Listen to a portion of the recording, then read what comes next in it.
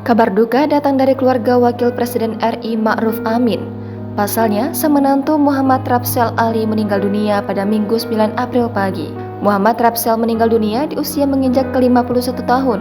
Muhammad Rapsel Ali dikabarkan meninggal dunia saat sedang melakukan kunjungan kerja ke daerah pemilihan di Makassar. Suami dari Siti Nur Aziza Ma'ruf, putri Wapres Ma'ruf Amin itu diduga terkena serangan jantung. Hal ini diungkapkan juru bicara Wakil Presiden Mas Duki Baitlawi. Mas Duki mengatakan Rapsel meninggal dunia diduga akibat serangan jantung. Mas Duki juga mengungkapkan Ma'ruf Amin turut berbela-sungkawa atas wafatnya Muhammad Rapsel Ali.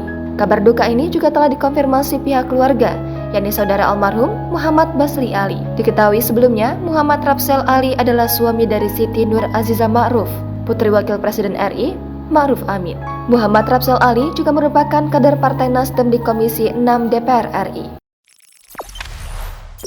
Jangan lupa subscribe, share, komen, dan like ya.